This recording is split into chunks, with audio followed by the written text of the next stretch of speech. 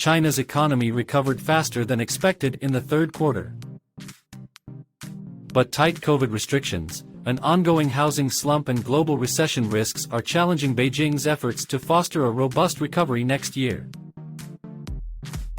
Hong Kong stocks fell and Chinese stocks fell on Monday as the yuan weakened after the new membership list of China's top governing body fueled fears among investors that she will double down on ideology-driven policies at the expense of economic growth. On a quarterly basis, GDP grew 3.9% in the third quarter versus a revised 2.7% contraction in April-June and an expected 3.5% increase. The data was originally scheduled for release on October 18 but was delayed amid the key Communist Party Congress last week.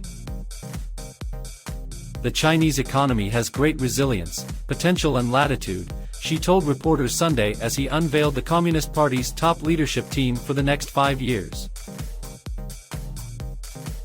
Its strong fundamentals will not change, and it will remain on a positive trajectory over the long run. The economy was buoyed by manufacturing, with separate data showing that industrial production rose 6.3% YoY in September, beating expectations for growth of 4.5% and 4.2% in August. Despite the recovery, the economy at home and abroad faces challenges on several fronts. China's containment of the pandemic and turmoil in its key real estate sector have compounded external pressures from the Ukraine crisis and a global slowdown on interest rate hikes to stem red-hot inflation.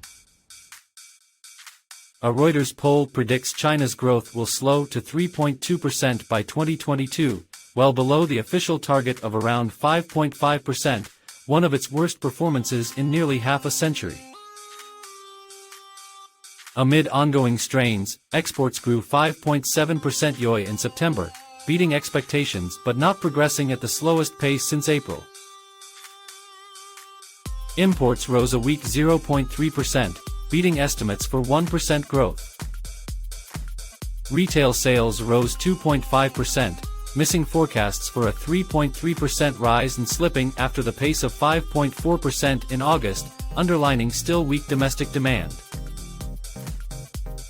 Notably, catering sales fell 1.7% in September after rising 8.4% in August due to tighter COVID control measures. The surveyed urban unemployment rate rose to 5.5% in September, the highest since June, with the unemployment rate for job seekers aged 16 to 24 standing at 17.9%.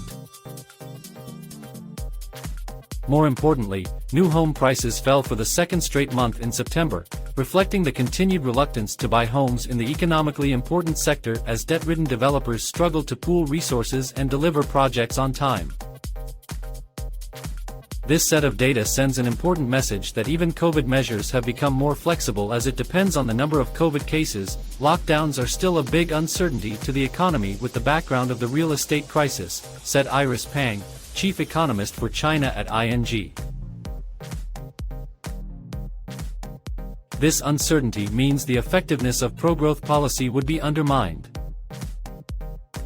Policymakers had introduced more than 50 economic support measures since late May to bolster the economy and ease pressure on jobs, although they downplayed the importance of meeting the growth target set in March.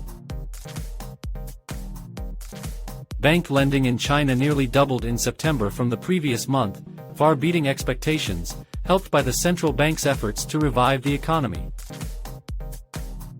On the policy front, the overall policy will remain supportive, said Hao Zhou, chief economist at Guotai Junan International.